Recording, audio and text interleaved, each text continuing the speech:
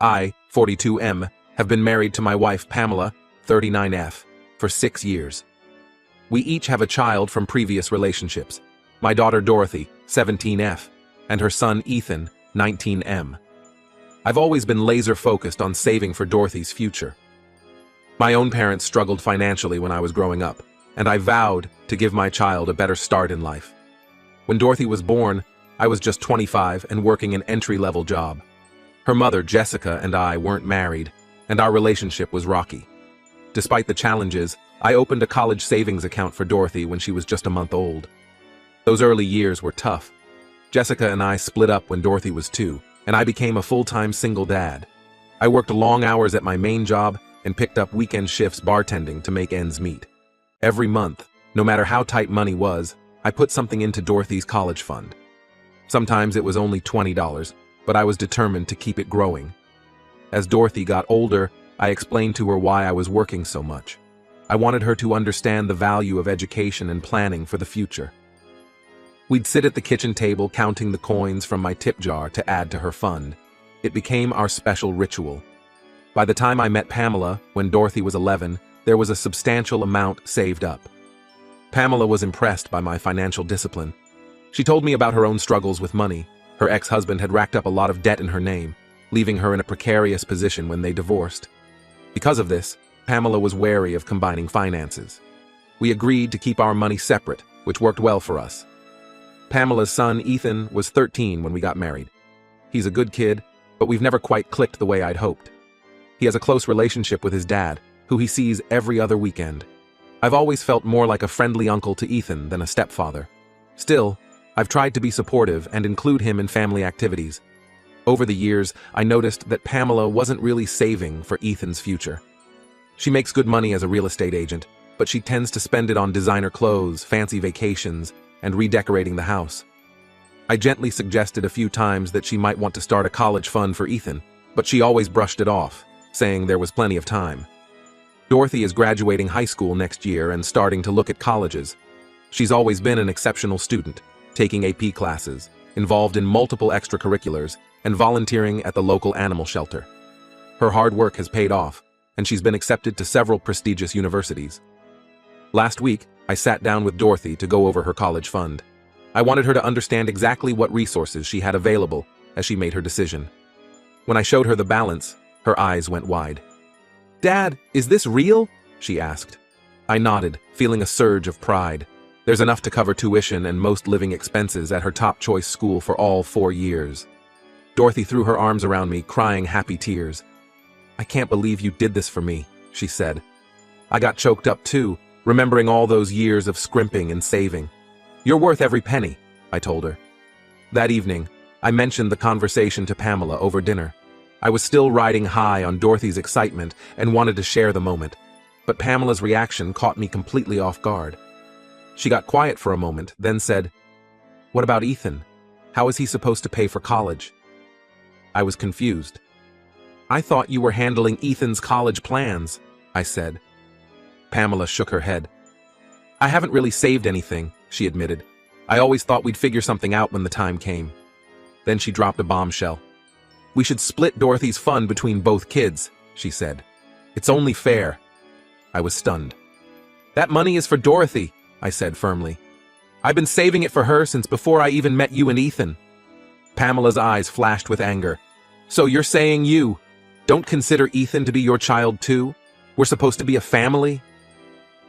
I tried to explain that it wasn't about loving Ethan less, but about honoring a commitment I'd made to Dorothy long ago.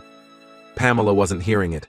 She accused me of favoritism and said I was setting Ethan up for failure by denying him equal support.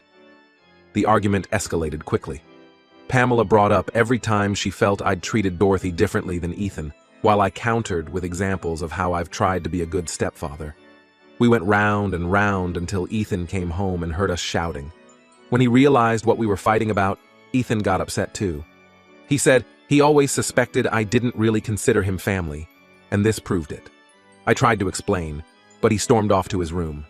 Dorothy overheard some of the argument as well. Later, she came to me in tears, offering to split her fund with Ethan. It broke my heart to see her willing to sacrifice her dreams out of guilt. I assured her that none of this was her fault, and that the money was hers. Period.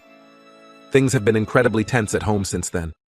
Pamela is giving me the cold shoulder and making snide comments about my real family. Ethan is avoiding me completely. Dorothy is walking on eggshells, clearly stressed by the whole situation. Pamela insists that I need to make this right by agreeing to split the money. But I don't see how taking away half of Dorothy's future to give to Ethan is the right thing to do. This fund represents 17 years of sacrifice and planning. It feels wrong to just hand half of it over, especially when Pamela had the same opportunity to save, but chose not to. I suggested we look into other options for Ethan. Scholarships, financial aid, maybe starting at community college. Pamela says that's not good enough, and accused me of trying to give Ethan lesser opportunities. I love Ethan, I really do, but I came into his life when he was already a teenager. I see my role as more of a mentor than a dad. He has a father who he's close with. I'm not trying to replace anyone. It's worth noting that Ethan is an average student and hasn't shown much interest in college. He's talked about maybe going to trade school to become an electrician. I think that's a great path, and I'd be happy to support him in that. But Pamela is insistent that he needs a 4-year degree, even though Ethan himself seems unsure. I feel like I'm being painted as the bad guy for not wanting to jeopardize my daughter's future that I've worked so hard to secure. But maybe I'm not seeing this clearly. The whole situation has me questioning everything. AETA for refusing to split the college fund. Update 1. It's been about a month since my original post, and unfortunately, things have only gotten worse. I really appreciate all the feedback and support from everyone. It's given me a lot to think about. The tension at home continued to build after my last post. Pamela and I were barely speaking, just coldly coexisting in the same space. Ethan was clearly upset and started avoiding me completely. Dorothy was stressed out, and I could tell she felt caught in the middle, trying to keep the peace. I tried to have a calm discussion with Pamela about Ethan's future plans and how we could support him without touching Dorothy's fund. But every conversation quickly devolved into accusations and rehashing old arguments. Pamela kept bringing up times she felt I'd favored Dorothy, while I pointed out all the ways I've tried to be there for Ethan. We were just talking in circles. Things came to a head last week. I came home from work early, hoping to catch Dorothy before her shift at the animal shelter. Instead, I found Pamela and Ethan sitting at the kitchen table with a bunch of papers spread out. When they saw me, they both jumped like they'd been caught doing something wrong. It turns out my instincts were right. They had gone behind my back and applied for several credit cards and personal loans in my name, using my personal information. Their plan was to use this money to fund Ethan's education since I refused to help. I was absolutely angry. Not only was this a huge breach of trust, but it could have seriously damaged my credit and financial future. I confronted them immediately. Pamela tried to justify it, saying desperate times call for desperate measures and that I had forced her hand by being selfish. Ethan looked ashamed but didn't say much. I told Pamela this was completely unacceptable and possibly illegal. I made it clear I would be canceling all the cards and loans immediately. Then I told her I needed some time to think and left to stay with my brother for a few days. While I was gone, I did a lot of soul-searching. I thought back to the early days of my relationship with Pamela. We'd bonded over our experiences as single parents and our determination to give our kids better lives. I remembered how impressed I'd been by her independence and how she'd overcome her financial troubles after her divorce. But I also realized that there had been red flags I'd ignored. Pamela had always been a bit impulsive with money, justifying expensive purchases as treating herself after years of struggle. She'd make comments about how Dorothy was lucky to have her college taken care of, but never took steps to save for Ethan. I thought about my relationship with Ethan over the years. I genuinely care about him, but I realized I had been trying to force a father-son bond that just wasn't there. He already has a dad who he's close with. My attempts to be a father figure were probably confusing for him and created unrealistic expectations. After a few days, I returned home and asked Pamela for a private conversation. I told her that her actions were a deal-breaker for me and that I wanted a divorce. She burst into tears and begged me to reconsider, saying she only did it because she was desperate to help her son. But I held firm. I explained that this wasn't just about the credit card incident. It was about a pattern of behavior, disrespecting my boundaries, trying to guilt me into things, and now potentially committing fraud. I told her I couldn't stay in a relationship where there was no trust. Pamela's reaction swung from pleading to anger. She accused me of never really accepting Ethan, of always putting Dorothy first. She said I was throwing away our marriage over money. But to me, it wasn't about the money. It was about the breach of trust and the realization that we had very different values when it came to family and finances.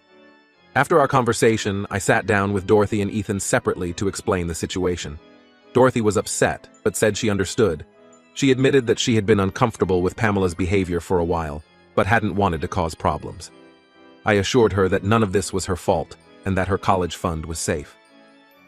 My conversation with Ethan was harder. He apologized for his part in the credit card scheme and admitted he had felt pressured by his mom to go along with it. We had an honest talk about his future plans. It turns out he's really interested in becoming an electrician, but felt pushed towards a 4-year college by his mom. I told him I thought trade school was a great option and offered to help him research programs. So now I'm in the process of separating from Pamela. I'm staying with my brother for now, while we sort out the logistics. Dorothy will be coming with me, of course. I've assured Ethan that even though his mom and I are splitting up, I still care about him and want to maintain a relationship if he's open to it. It's been a difficult and emotional time for everyone involved. I'm trying to take things one day at a time and focus on being there for both kids as we navigate this new reality. I know there will be challenges ahead, but I'm cautiously optimistic that this is the right decision for everyone in the long run. Update 2. It's been about 6 months since my last update, and I wanted to share some developments. The divorce from Pamela was finalized last month. It was a difficult process, but ultimately I think it was for the best. During the divorce proceedings, I learned that Pamela had been hiding some significant debt. It turns out her lavish spending habits had caught up with her, and she was in pretty severe financial straits. This shed some light on why she was so desperate to get her hands on Dorothy's college fund. I'm relieved I stood my ground and protected that money. The revelation about Pamela's debt brought back memories of my own parents' financial struggles. I remembered the constant stress in our household, the arguments over bills, the shame of having our electricity cut off more than once. It reinforced for me why I had been so determined to create financial stability for Dorothy. Dorothy has started her freshman year at her dream school. She's studying marine biology and absolutely loving it. She calls me every Sunday to share stories about her classes, her new friends, and her part-time job at the campus aquarium. Hearing the excitement in her voice makes all the years of saving and recent drama worth it. There have been some bumps in the road. She had a hard time adjusting to her roommate at first, and she's finding her biology classes more challenging than expected. But she's facing these obstacles with determination and a positive attitude. I'm incredibly proud of her resilience. As for Ethan, our relationship has actually improved since the divorce. Without the pressure of trying to force a father-son dynamic, we've developed a more natural mentor-mentee rapport. He's been working full-time at a local garage and taking some classes at community college. Ethan and I have been meeting up every couple of weeks for lunch. He's opening up to me more about his hopes and fears for the future. I've been helping him budget and save money, and he seems to really appreciate the guidance. We've been researching electrician apprenticeship programs together, and he's getting excited about the possibilities. Pamela has been struggling since the divorce. She had to downsize significantly and take on a second job to manage her debt. She's tried reaching out to me a few times, alternating between apologies and accusations. I've maintained firm boundaries and only communicate with her when absolutely necessary regarding divorce matters. There was a difficult moment last month when Pamela showed up at my new apartment unannounced, clearly intoxicated. She was crying and begging me to take her back, saying she'd realized her mistakes. It was hard to see her in that state, but I stood firm and called her sister to come pick her up. I hope she gets the help she needs for Ethan's sake, if nothing else.